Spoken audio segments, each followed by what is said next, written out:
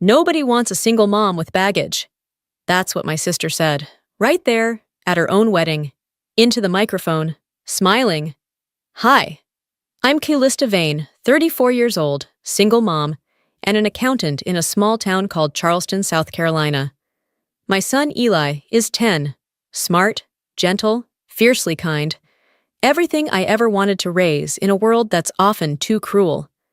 I've learned to keep my head down, to survive quiet rooms and cold shoulders, especially from my own family.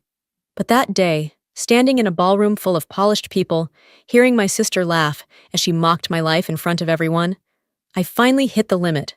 What she didn't know, though, was that the man she was about to marry already knew the real me, long before he ever met her.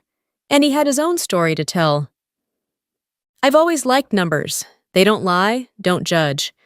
People, on the other hand, a different story. That's why my tiny accounting office above a bookstore in Charleston felt like home. Just me, my calculator, and Eli's doodles taped on the filing cabinet. Mom, you almost done? Eli poked his head in, cheeks pink from soccer. He was 10, all elbows and energy, with a smile that made hard days easier. 5 minutes, I said, typing one last line. Homework? Spelling's done, but I need help with the American Revolution. I laughed. Of course you do. On the walk home, the air smelled like sea salt and blooming azaleas. Charleston was beautiful in spring, but I barely noticed anymore. My head was full of numbers and family obligations, especially the latest one, dinner at my mother's house with my sister Serena and her fiancé. My mother, Darlene, didn't ask if we could come. She commanded it. She always had a way of making us feel like guests in our own lives. Serena was the golden girl, with her glossy hair and perfect life. And now, she was marrying Julian Renner, a financial advisor with a Harvard degree and a face fit for a billboard. When Eli and I arrived, Darlene opened the door with her usual tight smile. You're late. We're on time, I replied. Inside, everything was perfectly curated. Lavender candles, lamb roast, and carefully chilled wine. Serena was perched on the couch like a queen. She barely looked at Eli. Then, Julian stood and offered his hand. Nice to meet you. His eyes, hazel, warm, met mine, and something flickered. Familiarity. He crouched slightly. What grade are you in? 5th, Eli said. Best year. My volcano exploded at the science fair. You'll love it.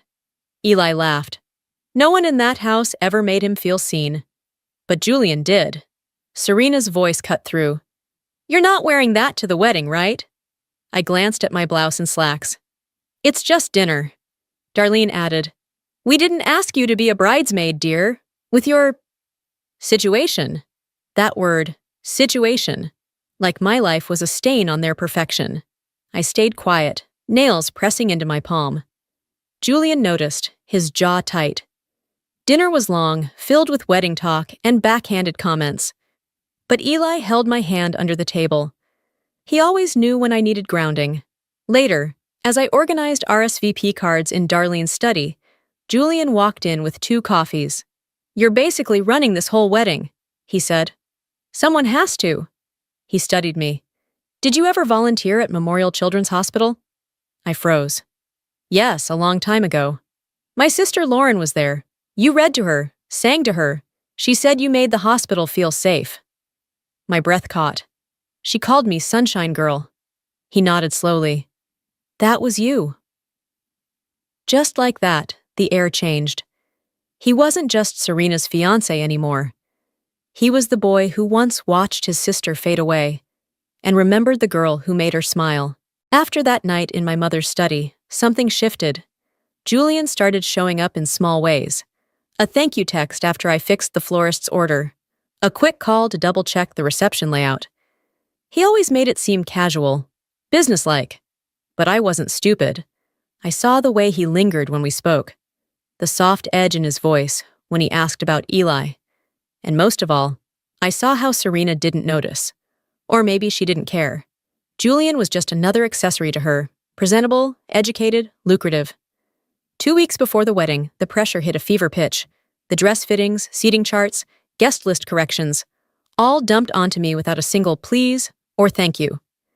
My evenings disappeared into color-coded spreadsheets and napkin sample deliveries. And when I wasn't solving Serena's wedding meltdowns, I was helping Eli build his science project volcano.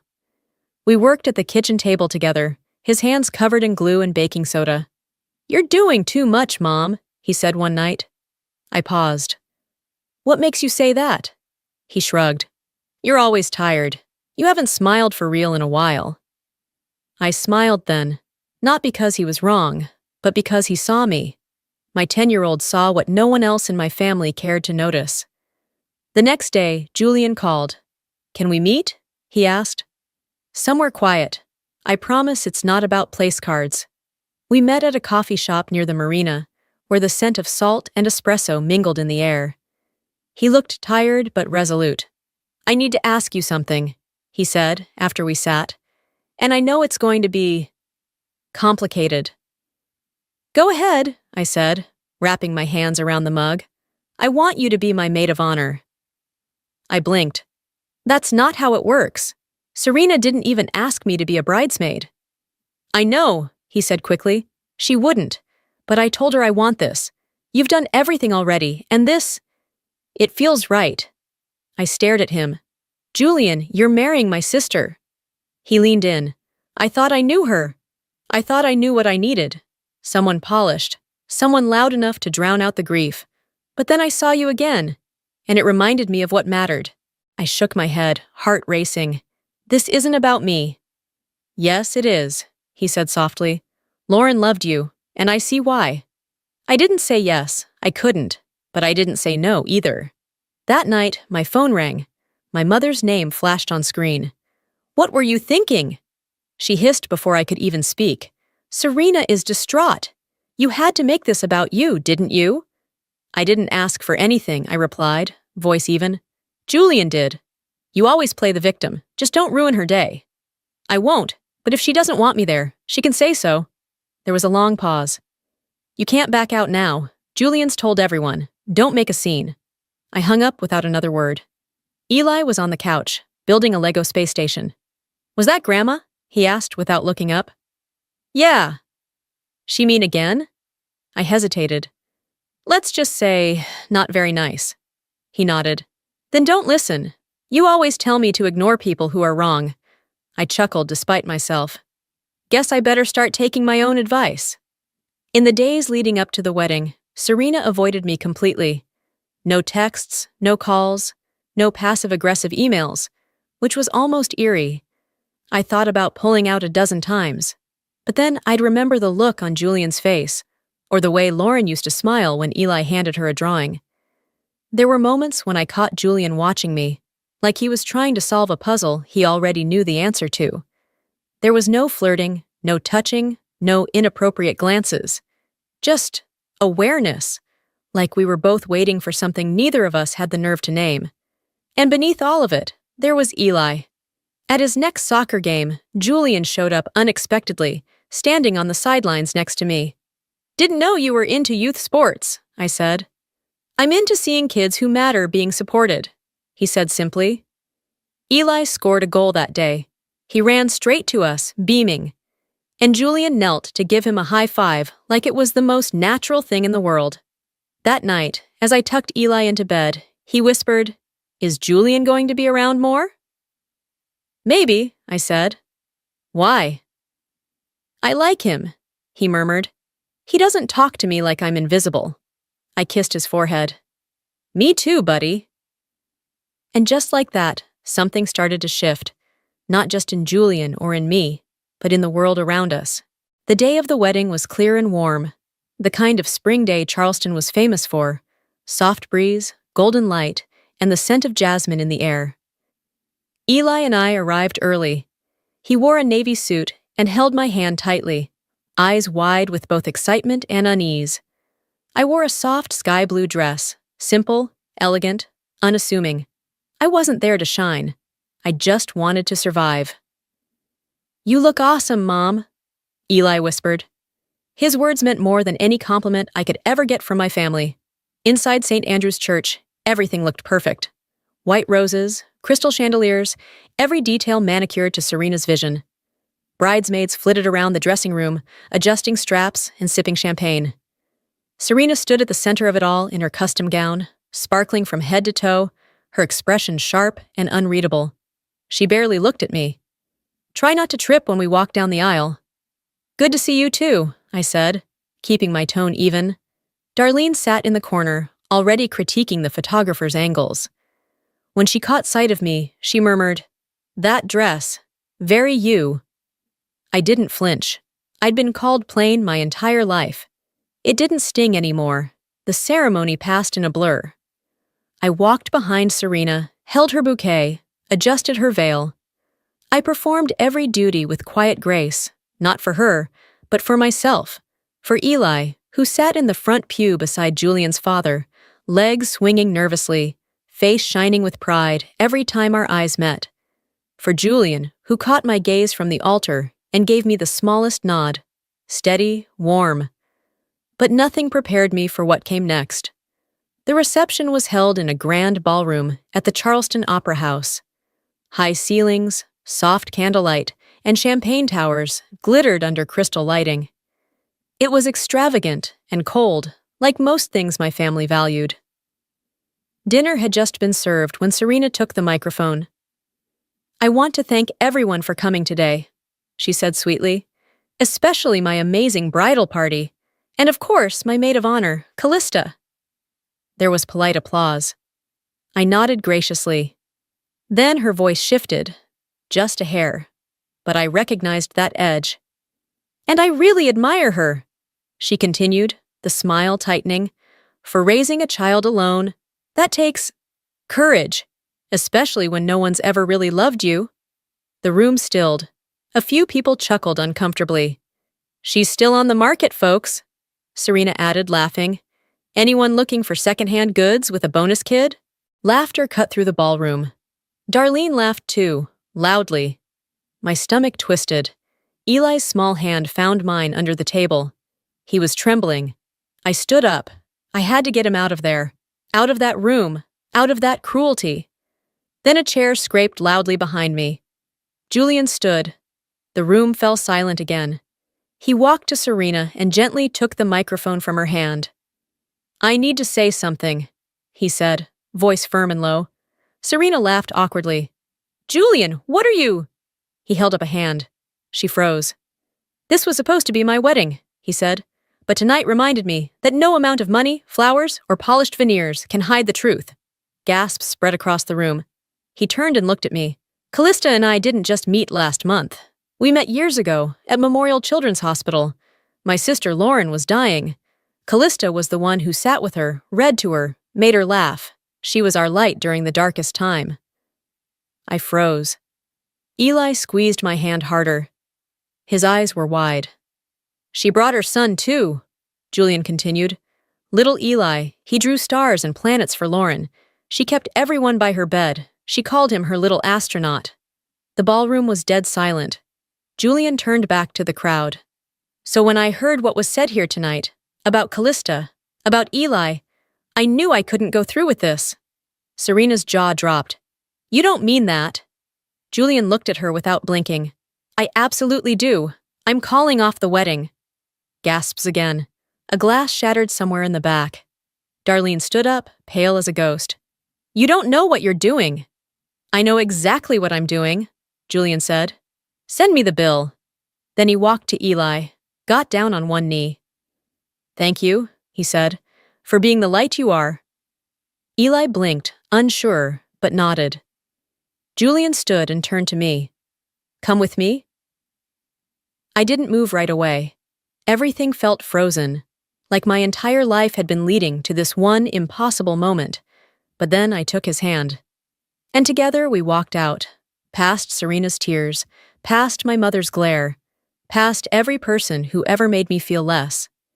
We didn't stop until we were outside, under the Charleston stars. Julian hailed a cab. "I know a place," he said, "quiet, by the water." The restaurant he took us to was a little seafood shack overlooking the harbor. Wooden deck, fairy lights, the sound of waves crashing nearby. For the first time all day, I could breathe. We didn't say much during the meal. Eli colored on a napkin. Julian stared out at the water. Finally, he spoke. "I'm sorry." "For what?" I asked. "For the speech, the mess, everything." "You don't apologize for telling the truth," I said. He nodded. "After Lauren died, I lost myself. Serena was noise. I thought that's what I needed." "But it wasn't," I said. "No," he whispered. "It wasn't." His phone buzzed on the table. Serena's name lit up the screen. He silenced it. "She's going to keep calling," I said quietly. "She'll hear from my lawyer," he said. Eli looked up then. "Julian?" "Yeah, buddy?" "Remember those drawings, the stars I made for the lady in the hospital?" Julian smiled. "That was my sister. She loved them." "She said I was funny," Eli said. "You were her hero," Julian replied. The waves rolled in, and for the first time in years, the silence didn't feel like loneliness. It felt like peace. The next morning, we visited Lauren's grave. The cemetery was quiet, tucked between tall pines and overlooking the bay. Julian walked slowly, white daisies in one hand and a small stone in the other, painted with a yellow sun and stars, edges worn with time. Eli walked beside him, hands in his coat pockets. "This was hers?" he asked, eyeing the stone. Julian nodded. "She kept it by her bed." We reached the marker. Simple, clean, engraved with beloved. Julian knelt and placed the flowers, then gently set the stone beside them. "She always said your drawings made her feel brave." Eli stared. "I didn't think she'd remember me." "She never forgot you." I stood behind them, heart heavy but soft. It didn't feel like grief. It felt like closure. Julian stood and reached for my hand. I let him take it. A year later, my life had changed in ways I never thought possible. I opened a small financial office downtown, Vane Financial Services. The name had been Julian's idea. "You built this," he said. "Let them know it." The space was warm, honest, not fancy, but real. On the wall behind my desk hung Eli's latest drawing, a rocket ship blasting through a field of stars. Business was steady, word spread.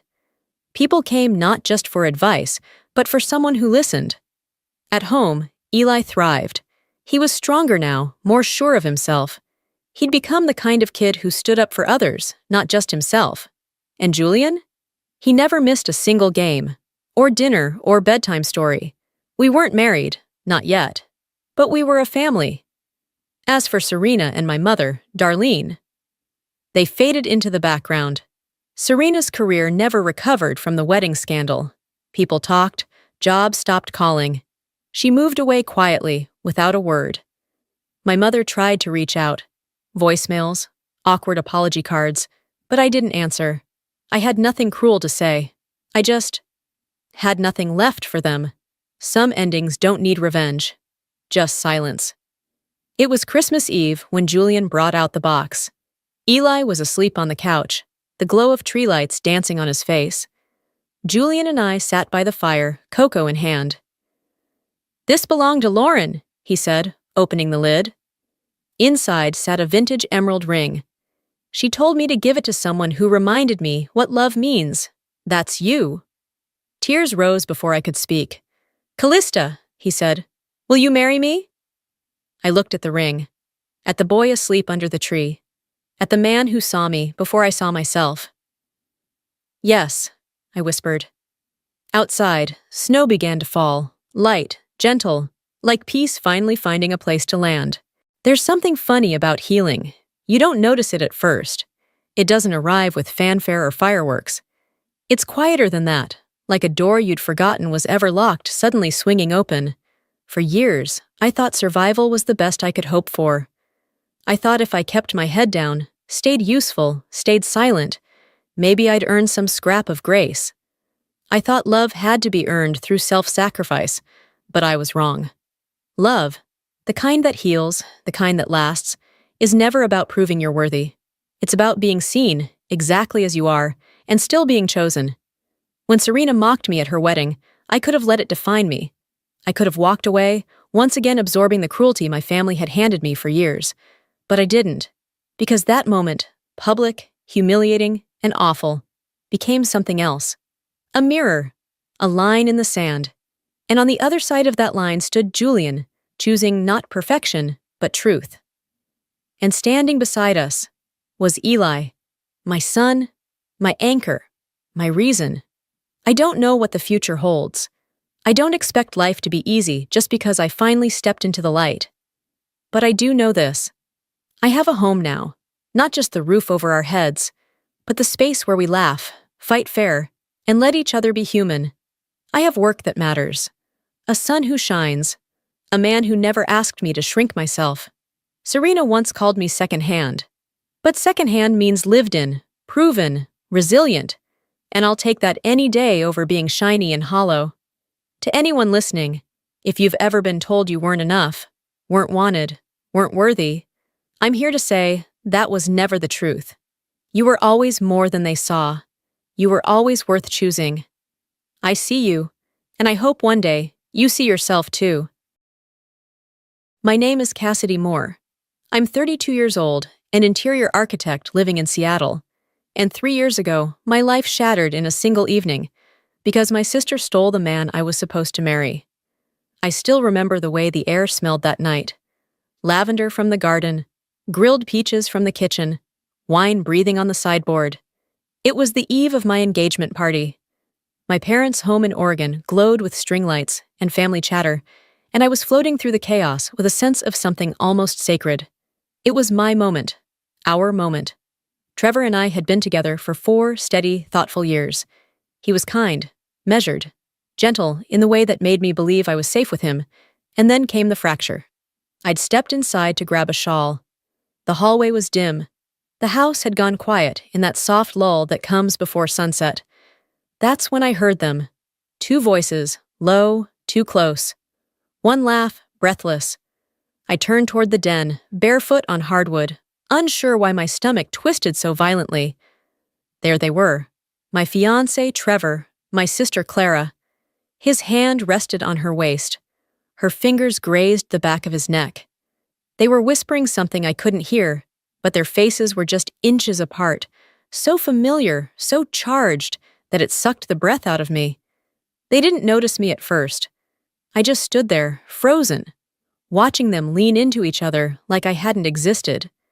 Like I hadn't been the one building a life with him. Like I hadn't trusted them both. When they finally saw me, neither said a word. The room was still. No yelling, no apology. Just silence, and the sound of something inside me collapsing. That was the night everything changed. If you had asked me then, on that porch, my hand trembling, a garden full of laughing guests behind me, if I believed I'd ever feel whole again, I would have said no.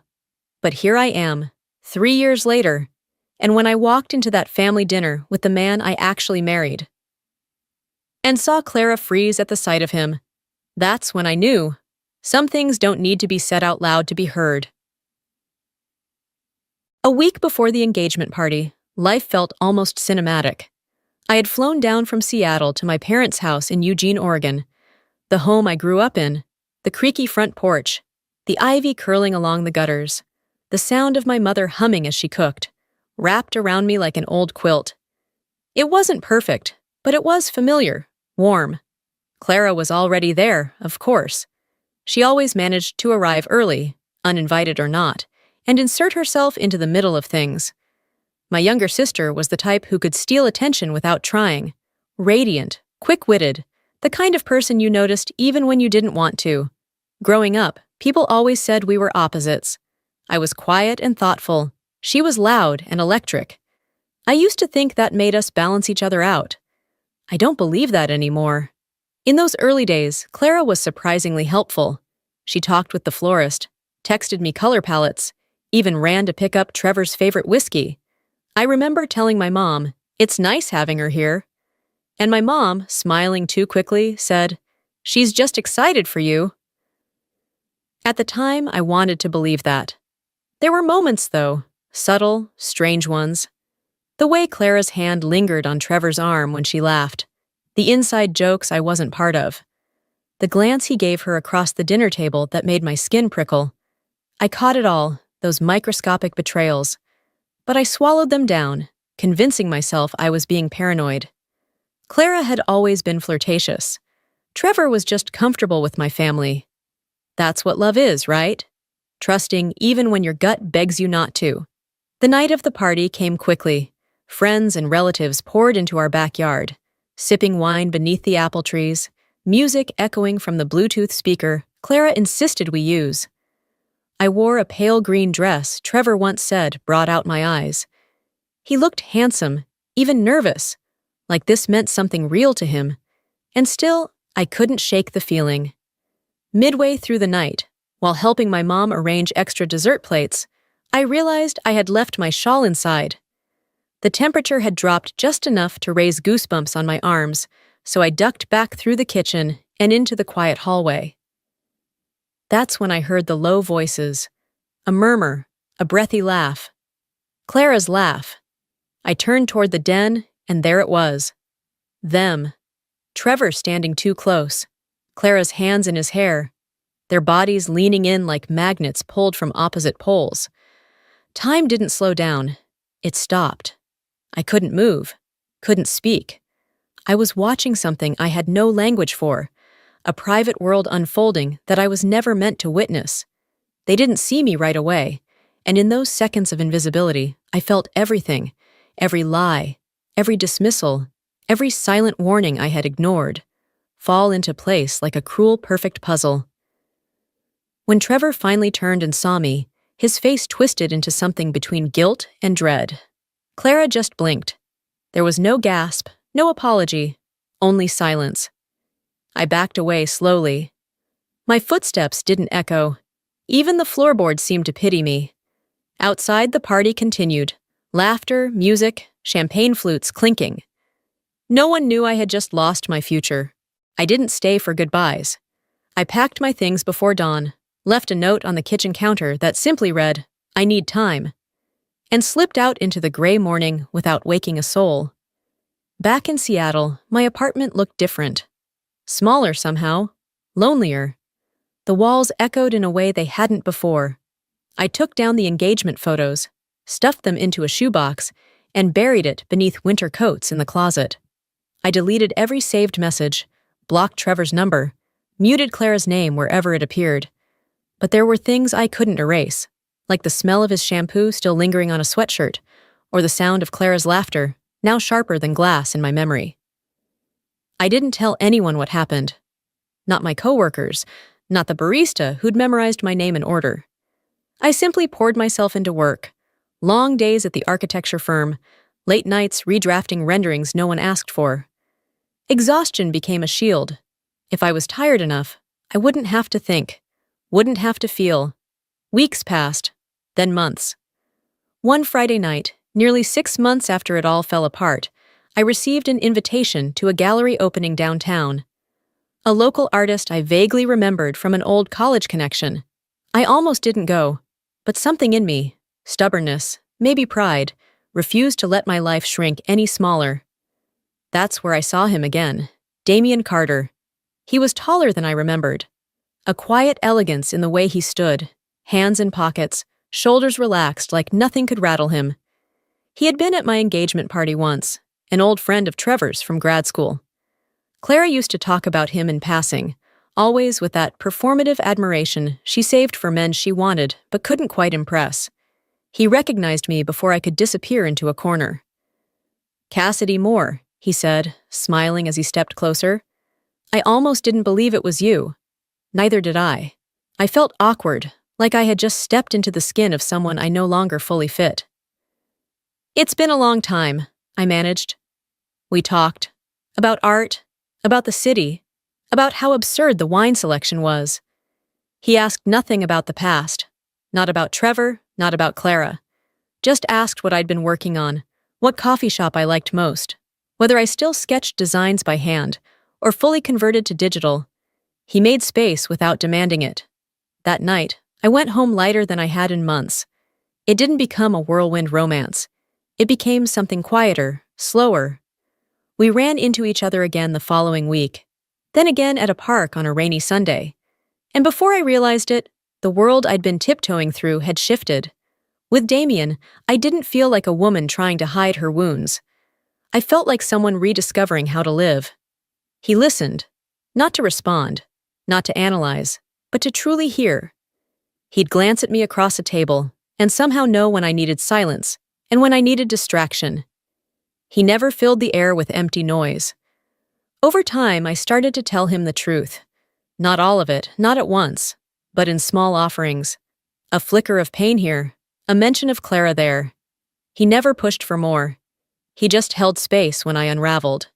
There were nights we stayed up late in my apartment, drinking tea, listening to old jazz records.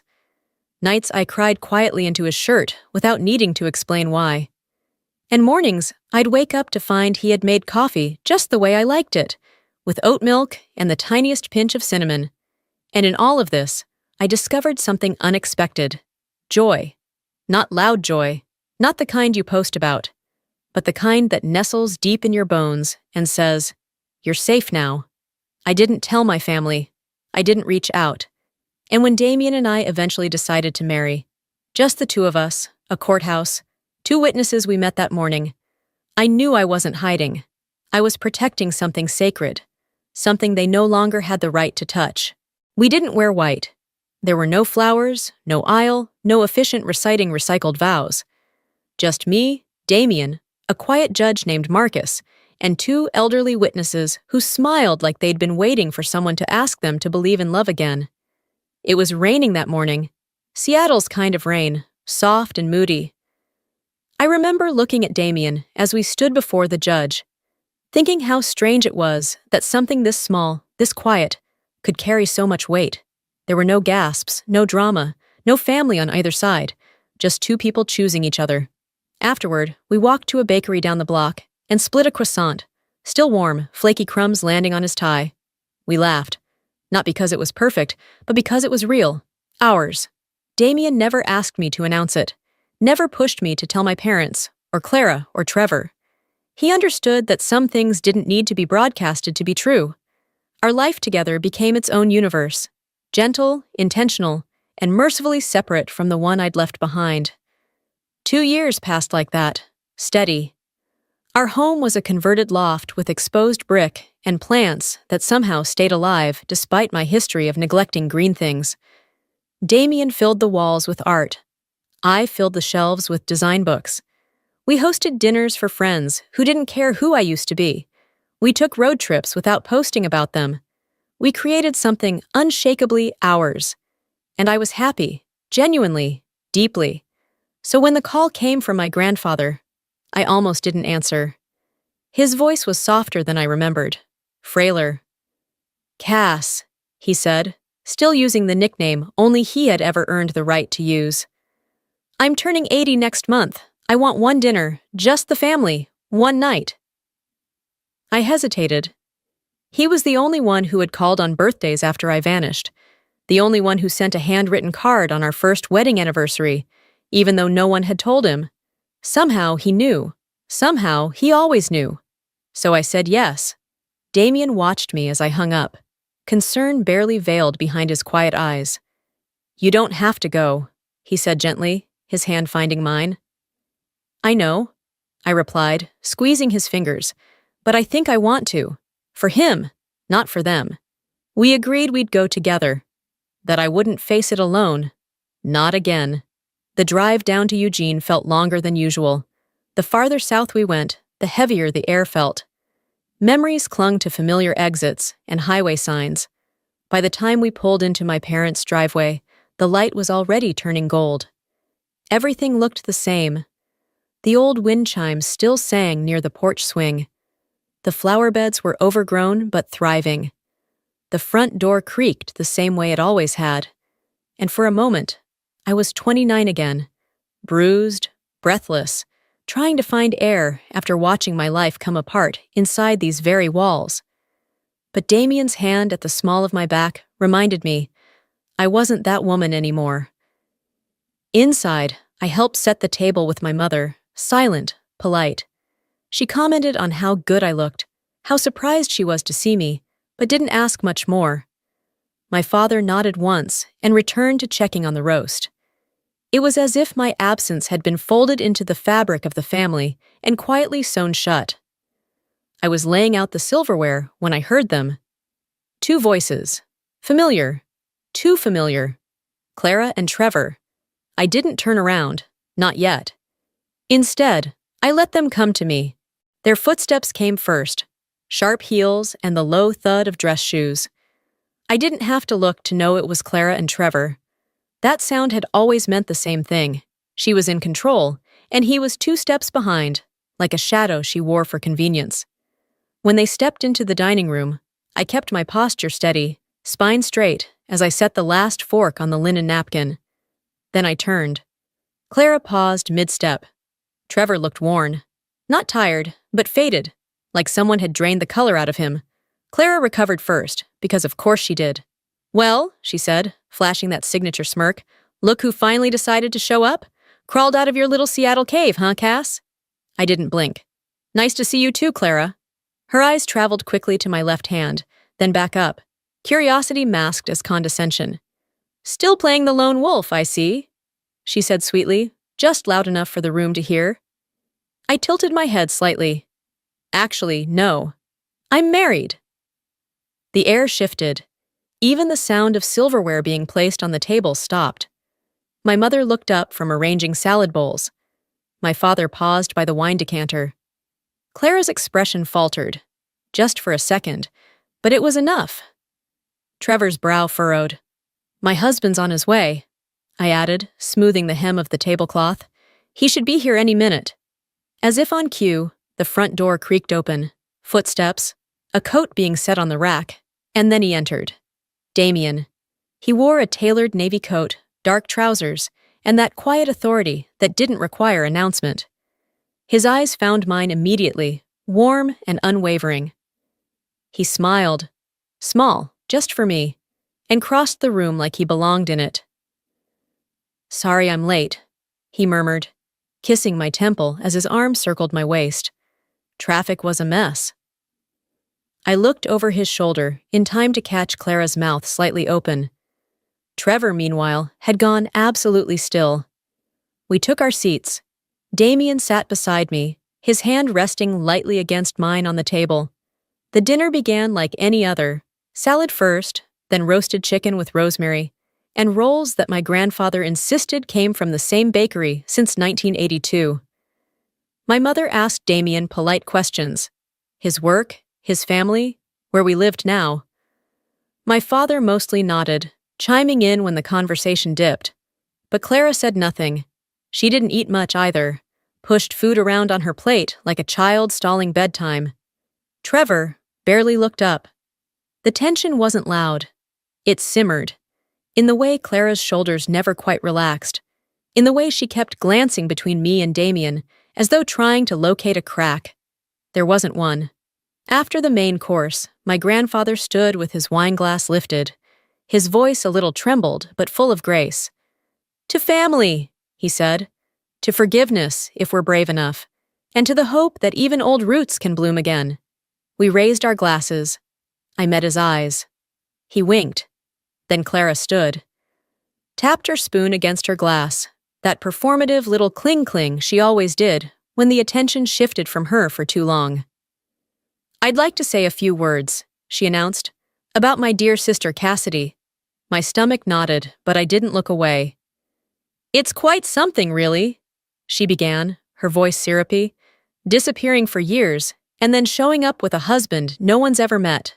Bold, I'll give you that." I said nothing. Neither did Damien. "Some of us believe in transparency," Clara continued, "but I suppose others prefer to live in secrecy." Her gaze narrowed, challenging. Then Trevor's chair scraped against the floor. "That's enough, Clara," he said quietly but firmly. Clara turned toward him, stunned. "Excuse me?" Trevor shook his head. "You don't have to do this." "Do what?" she snapped. "Call out the fact that she showed up out of nowhere acting like—" "I said enough." His voice cut through her sentence like glass. They stared at each other.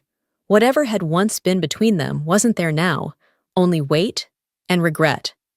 Clara scoffed, grabbed her wineglass, and stormed out the patio doors into the garden. Trevor followed, his expression hollow. They didn't come back, and I took a sip of wine and let myself breathe. The night ended quietly. Damien helped my grandfather back to his armchair while I gathered plates from the table. My mother gave me a long, unreadable look before offering a half-hearted hug. My father muttered something about the weather. No one mentioned Clara again. As we stepped outside, the air had turned crisp, laced with the scent of garden soil and leftover lemon pie. The porch light cast a soft glow across the driveway. Damien slipped his hand into mine. "You okay?" he asked. I looked up at the house, so familiar, so distant now. Then at him. "I am," I said. "For the first time in a long time. I really am." We walked back to the car in silence, the kind of silence that doesn't ache but heals. I thought about everything I'd lost and everything I'd gained. Clara and Trevor were part of my past, but they didn't own my future. I wasn't there to make them feel small. I was there to remind myself how far I'd come. And as Damien started the engine, his fingers brushing mine once more, I knew this wasn't revenge. This was freedom. My name is Talia Rowan. I'm 44 years old, and for over 2 decades, I served in the United States Army Cyber Command. My job wasn't glamorous, and it was never loud. I worked in silence, behind walls of encrypted data, in dark rooms that smelled like cold metal and stale coffee. I've spent years analyzing threats, tracing digital shadows, stopping dangers most people never knew existed. But nothing, not rogue malware, not foreign sabotage, not even war, prepared me for the betrayal I faced in a courtroom, wearing my dress uniform, while my family tried to erase me. They didn't just come after my assets. They came for my name. It was supposed to be a procedural hearing, a quiet, final step in settling my late father's estate. But when I walked into the courtroom, I felt it. The shift. The stillness that isn't silence, but the absence of trust. My mother refused to meet my eyes. My younger brother Dean sat beside his wife Marla, holding her hand like they were the victims here. My father had been dead less than 6 months, and already the knives were out. Their lawyer stood first, her voice smooth, polished, and venomous. She described me as unstable, emotionally volatile, unfit to manage finances. Said I had pressured my aging parents into signing over control of the family trust while on leave from deployment. They claimed I used my rank, my uniform, as a weapon. The courtroom, small and sterile, began to feel suffocating. And I said nothing. I let them talk. I let them twist my career, my sacrifice, into something ugly. I didn't flinch when Dean said I was never around, when Marla said I'd always made her uncomfortable. I didn't blink when my own mother said, "We tried to help her, but some people can't be helped. Let them talk," I told myself. They have no idea what's coming. When the judge finally turned to me, asking if I had anything to submit, I stood slowly. My boots echoed on the tile floor with the same rhythm I once walked across war zones. I opened my briefcase and pulled out a single sheet of paper, 8.5 by 11, printed in crisp black ink. No emotion, no flourish. "Your Honor," I said evenly, "with your permission, I believe this document should be reviewed before any further rulings." He took it, adjusted his glasses, and began to read, line by line. His eyes narrowed, then they widened, and then his voice, steady, sharp, cut through the room. "Close the doors. No one leaves." Gasps, a rustle of confusion. My mother paled. Dean looked at me, finally, really looked. Marla clutched his arm. The bailiff turned toward the back. And then they came. Federal agents, moving fast, controlled, silent. I didn't speak. I didn't move. Because this was never about revenge. This was about the truth. And I had waited a long time to set it free. It began quietly, as most betrayals do. A Tuesday morning, gray and forgettable. I was standing barefoot in my kitchen, sipping bitter coffee, and reading the news on my phone when an unfamiliar email subject caught my eye. Confirmation of veteran relief disbursement. Rowan case ID 1430X. I frowned. I hadn't applied for any relief. My military benefits were intact, my savings, modest but stable. I lived alone in a 2-bedroom brick home in Northern Virginia, paid off 5 years ago. I clicked the email expecting spam, maybe phishing. But then I saw the details. My full name, my military ID, my deployment history, my home address, and a $38,000 relief payment, already processed, sent to a bank account I'd never seen. I set the mug down, heart slowing, not racing, the kind of quiet drop that happens when something inside you knows, this isn't a mistake. I made one phone call. A friend in federal finance still owed me a favor. Within the hour, I had a full ledger in front of me, and what I found sliced me open. 3 months earlier, the title to my parents' house, the house I grew up in, had been transferred to a shell corporation called Ridenhart Properties LLC. The name rang a faint bell. It was the side project my brother Dean wouldn't shut up about at Thanksgiving 2 years ago. Back then, I'd smiled politely and tuned him out. I thought it was just another tech bro LLC doomed to fail like the rest. But this one hadn't failed. It had become the legal owner of my parents' estate, the same estate I'd helped keep afloat during Dad's final illness, the same mortgage I'd quietly paid off after my 3rd deployment. I didn't tell them when I did it, just wired the funds and let them think the refinancing went through smoothly, because that's what I did. I served, I protected, I never asked for applause. Now my name was nowhere. Dean's was everywhere. I drove to the house that night, not in anger, but in calculation. The lights were on. Marla was curled up on the couch with a glass of wine, watching some true crime docuseries with the ironic comfort of someone who never expects to see their own name on the screen. Dean was in the armchair beside her, scrolling on his phone. I held out the printed deed transfer. "What is this?" I asked. He barely glanced at it. "Oh, that's just legal housekeeping, consolidating things for tax reasons. It's all clean." "My name's gone." He shrugged. "You don't live here anymore. You don't really need to be on anything, right?" "I helped pay for that house." "Exactly. Helped. Past tense." I turned to my mother, seated in the corner recliner with a crossword in her lap. "Did you know about this?" She paused, just long enough to betray herself. "Dean explained it," she said softly. "He said it was for the family, for stability." I stared at her. "You mean his family?" No one replied. Not even Marla, who gave me a pitying look like I was an unstable guest interrupting a dinner party. I stood there, holding a document that used to mean something, and realized no one had any intention of answering for what they'd done. I left without another word. In the hallway, I passed the mirror by the front door, caught a glimpse of myself. The stillness in my eyes, the tension in my jaw, the ache in my chest I didn't let rise. That night I sat alone in the guest room of my own home, one that no longer belonged to me, and opened a blank notepad. I didn't write down feelings. I wrote names, dates, account numbers, transaction IDs. I wasn't looking for closure. I was starting a file. They thought they'd gotten away with it. They had no idea I was just beginning. The envelope came 2 weeks later. It was thick, too thick, the kind of thickness that feels like weight before you even open it. My name was printed in bold on the front. Talia Rowan. No captain, no colonel, no acknowledgement. Just ink and implication.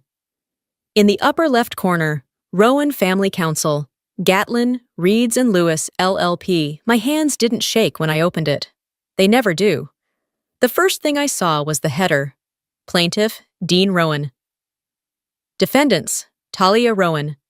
Cause, alleged misuse of family assets, emotional distress, undue influence. Undue influence. Emotional distress. I sat down, the kitchen chair cold against my back.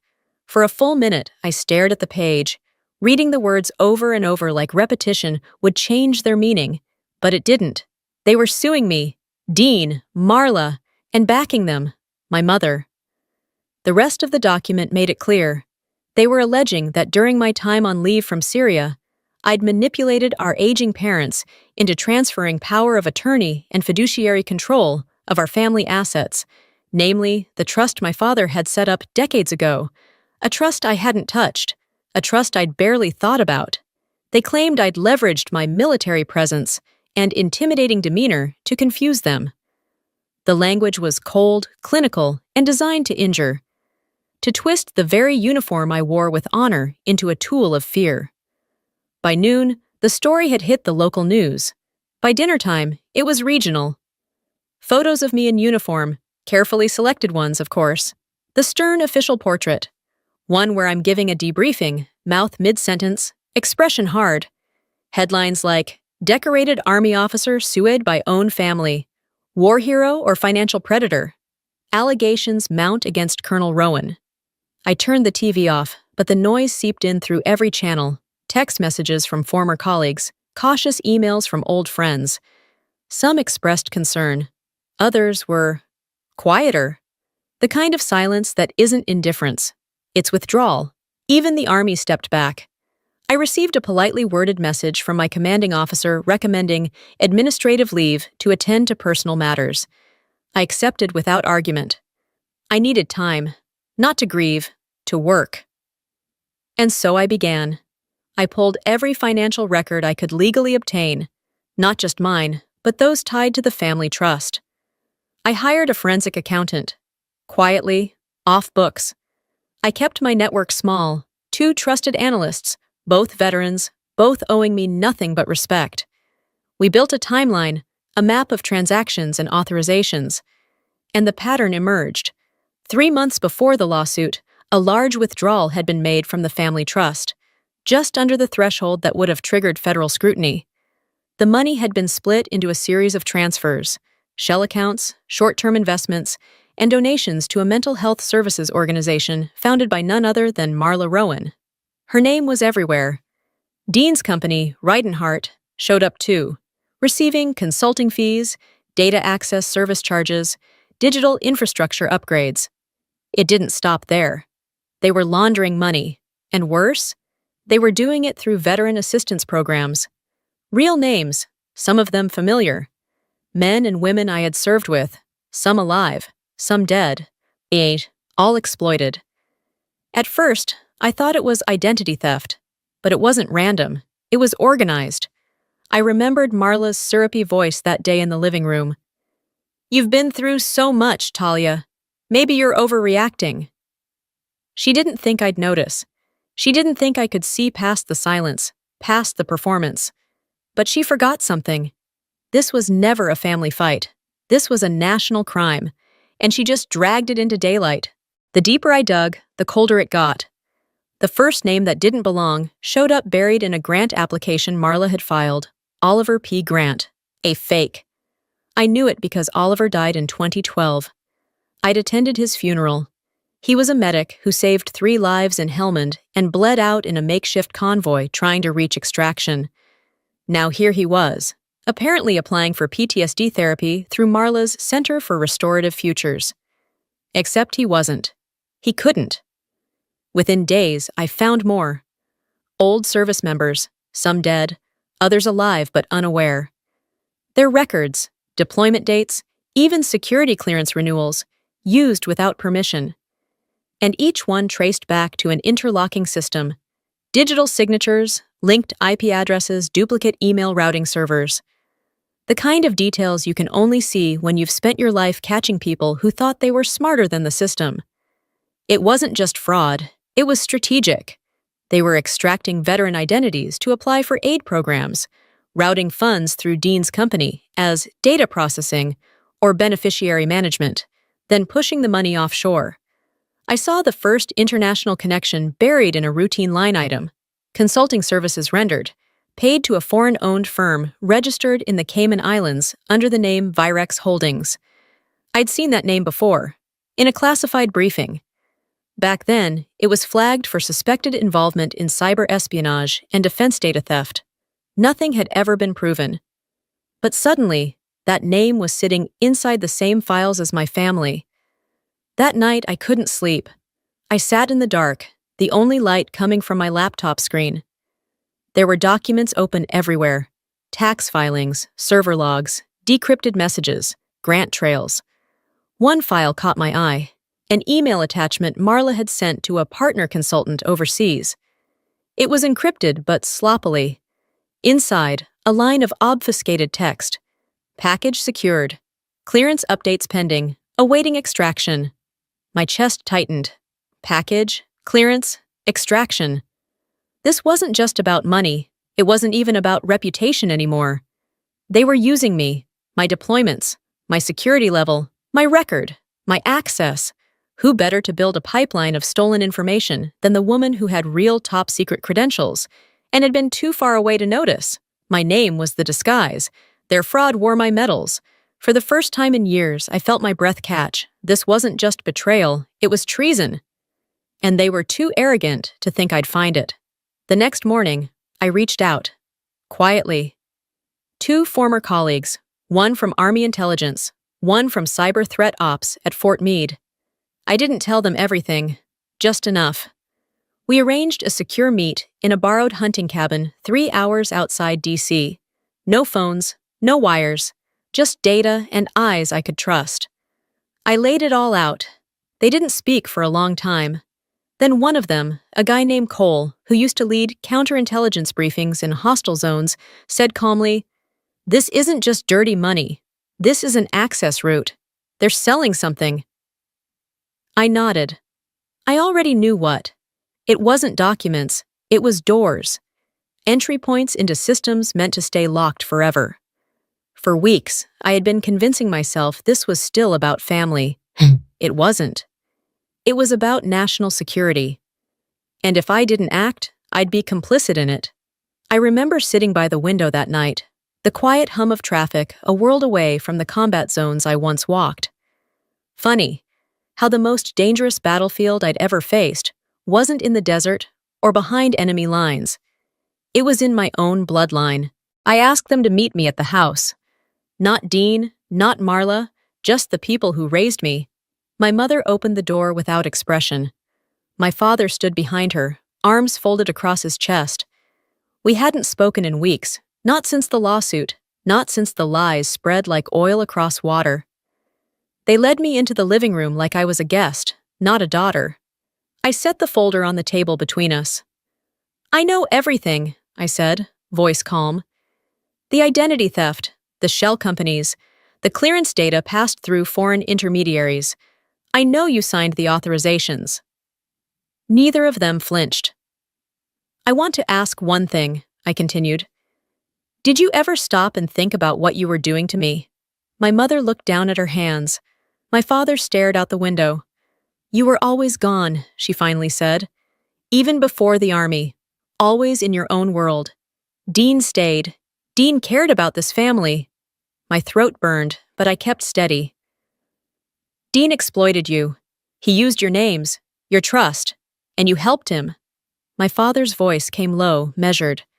"Sometimes you have to choose the child who stays." The silence afterward felt like a slap. I stood, picked up the folder. "Then you made your choice," I said.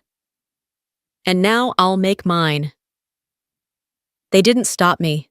They didn't speak again. Outside, the air hit hard, cold against my skin. I drove in silence, back to my apartment, back to the only space that hadn't been touched. That night, I encrypted the full case file. Names, dates, accounts, communication logs. Then I sent a message on a line I hadn't used in years. "It's happening." The response came within an hour. By sunrise, I was meeting Anna, Cole, and Miles, former intelligence, off books, loyal to one thing only: truth. We sat in an abandoned hangar, laptops open, building a timeline from ashes. We cross-referenced every document, traced every signature, validated every server log. Each step stripped away the doubt. They thought I was alone. They thought silence was weakness. They forgot. I'm a soldier, and soldiers never walk into battle unarmed. The morning of the hearing, I dressed in full military uniform. Not to impress, not for theatrics, but because it was the truth of who I was. The rows of ribbons, the badge over my heart, the steel blue of command. None of it borrowed, none of it gifted. Every inch earned. Dean sat across the courtroom, flanked by Marla and their attorneys. He didn't look at me. My parents sat behind them, unreadable. Marla wore a blazer the color of dust and a rehearsed expression of soft concern. Their lawyer was surgical, painting me as unstable, manipulative, emotionally damaged by war. She cited deployments as abandonment, silence as guilt. When Marla took the stand, she called me distant, combative, even paranoid. She teared up on cue. The judge watched, silent, and I let them speak.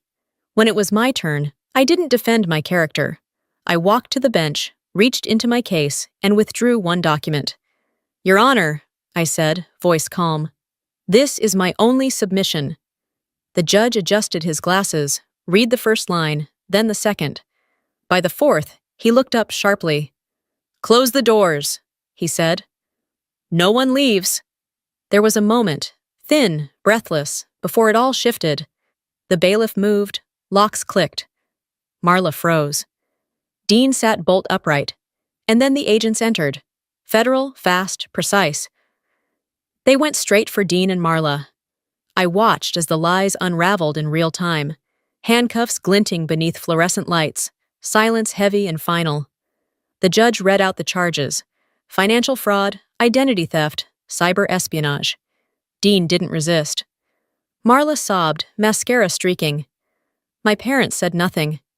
As they were led past me, Dean looked back. His voice cracked, barely audible. "They made me!" I didn't reply, because I understood. They made him, and they broke him. Afterward, I requested protective orders for the veterans whose data had been compromised. The judge granted it without hesitation. Outside the courthouse, I didn't speak to reporters. I didn't hold a press conference. I went home, and that night, I turned on my desk lamp and opened the file for a new organization, Honor Trace, a foundation dedicated to defending veterans from identity exploitation and financial abuse. No headlines, no grand opening, just a mission. Weeks later, a letter arrived. Handwritten. From a widow in Ohio. Her husband's stolen identity had been used to funnel funds through one of Dean's dummy accounts. She wrote, "We thought no one would fight for us. Then you did." I sat alone reading that line. The silence gentle this time. Not empty, but earned. The war I fought in that courtroom wasn't about revenge. It was about remembering who I am, without needing permission. And in that stillness, I found something stronger than victory. I found peace. Not because it was quiet, but because I had made it so.